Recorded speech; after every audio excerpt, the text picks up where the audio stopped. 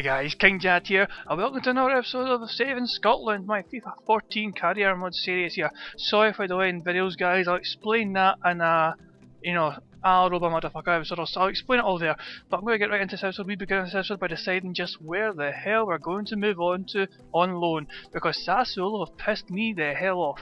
We're just into the start of August. We had a friendly against Real Betis, which I basically skipped instantly, but I lost 2-0 anyways, and then we get a loan offer from Southampton. It's on August the 5th here. I instantly go at this point to check if the Saints are in the BPL still, and thankfully they are. So that's enough for me. That's enough of an incentive for me. I accept this loan move. I'm looking forward to the challenge ahead, and I hope I can settle in quickly in a very tough league, arguably one of the toughest in the world. My season goals are set for me. 6 clean sheets will hopefully be feasible, but we will need to wait and see. The squad for the Saints is shown here. I'm going to fast forward through this bit, but you can see the players at Southampton's disposal here. And it is a transfer window, so they might even bring in more players. Near the end of this list of the players, we see a familiar player to Ultimate Team fans in Peniel Milapa, the giant German silver striker.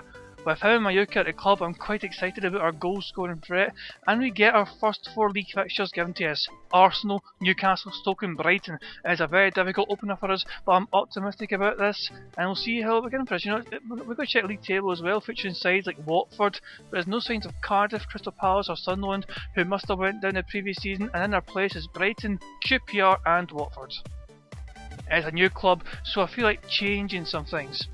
I changed my kit number back to my favourite, which is number 6, and I also have a much needed shave. I look at the boots and finally decide on a pair to wear, the Adidas Predator Accelerator. The colours match that of Southampton I feel, so I felt it was a smart choice. Before we know it though, the season is ready to begin, and we are home to title candidates Arsenal. Having played against the best teams that I had to offer, I was looking forward to testing myself against one of England's best sides too, and I was in the lineup alongside Lovren. This is a somewhat familiar feeling for me, as I played alongside Lovren in FIFA 13 in career mode while at Chelsea. Southampton line up in a 4-4-2 formation with Osvaldo up front with Mayuka, while Arsenal signed Benzema from Real Madrid. After 25 minutes, I tackle Benzema, and I feel I've settled in remarkably quickly here, but my rating goes down right before half time as I intercept a pass, but the game deemed I had lost it when Benzema tried to steal it back. I knew what I was doing and I was in control of the situation, so I felt annoyed at EA as usual, for kind of lowering my rating for that. Into the second half, and disaster strikes as Benzema is through on goal, and I slide in to stop him. I'm amazingly only booked for his foul in the box, but did you see my player magically stop sprinting, allowing Benzema to get ahead even more? How fucking convenient for that to have happened. It happens all the time in this game, not just in career mode, it happens in Ultimate Team as well. If you're trying to defend a fucking locked through ball, your player will magically somehow suddenly slow down a little bit to give the fucking opponent an extra yard of space, and it'll happen in your benefit as well. Don't deny you haven't seen it. Don't think, wow, I have so much space here to score that easy goal after the lob through ball. It's because your opponent's defender got fucking slowed down magically as well. It pisses me off, it pisses everyone off, and it also happens in career mode as I demonstrated here. Anyway, Benzema scored a goddamn penalty kick somehow, hit the bar, hit off the back of his fucking stupid head and went in. It already crossed the line though, so it didn't matter that it hit our keeper in the back of the head. Damage had been done already and we are a goal down. But Southampton didn't give up, and Puncheon sets up Mayuka to equalise with just 15 minutes remaining. That is actually how this game will end 1-1 against a top team to begin the season on a positive note, despite my poor rating of 5.6 for giving away the penalty and being booked. We waste no time and advance to the following week where we are away in Newcastle in the northeast of England. Thankfully I'm selected to play, as I thought my poor performance would have affected my chances of featuring, and I make a good tackle on Kabaye in the 13th minute to prevent a Newcastle attack. But Newcastle take the lead from a corner kick routine that seemed to baffle the Saints' defence. It was headed onto the back post where Gutierrez was waiting to smash him after 22 minutes.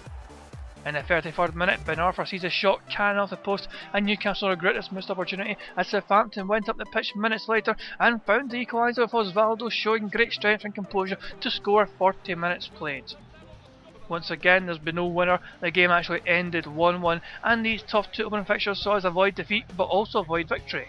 My in-game rating was 6.4, which is an improvement at least, and I got a bunch of accomplishments for completing 50 matches in total. One of these accomplishments was changing glove colour. Done! Now red! My overall rating is up to 79, which is pleasing, but we'll look at league table after these 2 games and we're sitting 13th as Chelsea, Everton and Fulham are the only 3 teams to have a 100% league record in its early stage of the season. We're at home to Stoke next, and we're very eager to record a win as well as a clean sheet. Under 8 minutes played, I head away a lofted through ball. We get a corner after 26 minutes, and I get a tackle in to boost the rating more, but no chances made from this, and it's still 0-0. Right on half time, I somehow give the ball away directly to Jerome. I held the direction up the way to pass the damn ball up the way, but the game ignored me completely and fucking went to the right instead. So also, Stoke scored from us and I chose to get subbed off. I simmed the rest of the match. I'm pissed off with the game at this point in time, and I'm just fucking in a fit of rage. I just wanted to skip the game. I fucking had enough at this point anyway to play on in a game where EA was trying to fucking screw me over. Ironically, I'm chosen to play for Scotland in qualifiers after this for my good performances, and I quickly checked the calendar to check the Stoke score. We lost 1-0 indeed. Fuck it, let's check the European Cup qualifiers. Netherlands, Denmark, Switzerland, Russia and Finland stand in our way, but we have a transfer deadline day to focus on before that, and I'm interested to see if Southampton sign or sell anyone. With an hour to go, here's some of the changes made from clubs in the BPL. Arsenal signed Hernandez from Lazio, and Villa have sold Benteke. Everton signed Dyer from Swansea, and we find out that Manchester City were a club that bought Benteke from Villa, but they sold Negredo on, while Manchester United bought a French midfielder called Grenier, but sold Hernandez. And Southampton have signed Forster. That's right, Celtic's Fraser Forster, English goalkeeper. I consider this a good signing, as I wasn't happy with the goalkeeper Southampton currently had, but that brings an end to deadline day, and over £150 million was spent by clubs. Forster was signed for just under £3.5 million. He's rated 81, which is very encouraging indeed, but now we focus on Scotland and the home game against Switzerland. Exotic Switzerland! This was a tough, bloody game, as the Swiss had a few talented players with Shaqiri, Berami and Inler to name but 3. I headed away across after 11 minutes, and after 19 minutes I won another header, knocking forward a long ball. I win yet another header after 29 minutes as the Swiss apply all sorts of pressure on us, and right before half time I head away across once again. The second half was more of the same, truth be told, and this game disappointingly ends 0-0, but I played quite well and my rating reflected that, as it was 8.2. I was a clear man of the match, but we didn't win, which may be costly later on in this group campaign. Finland lost 2-0 to Denmark, while Netherlands won 2-1 against Russia, so we're mid-table as we travel to Denmark, home of bacon. This was another game I was playing well in, but the 75th minute a cross finds Braithwaite unmarked and he heads it low into the bottom corner to put the Danes ahead. Minutes later, Scotland lose the ball in a way that had me crying foul. On legendary mode, the Scottish player Shinnie decides to just randomly pass it out of play for a throw-in. There's bad passes, then there's EA bullshit.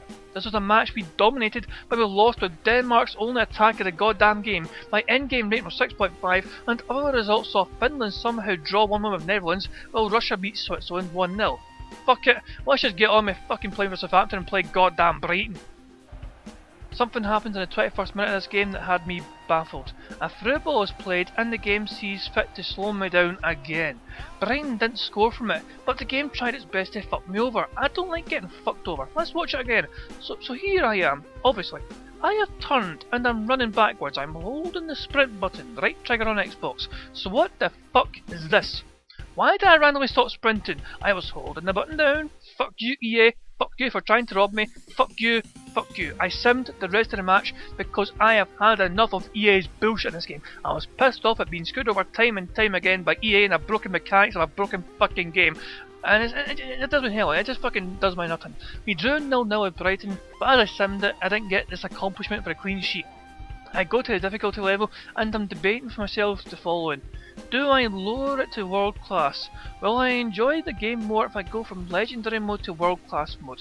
Let me know what you guys think in the comments below. All I know is this game is fucking pissing me off no end. This has been King Jad, hope you enjoyed the video. Peace out.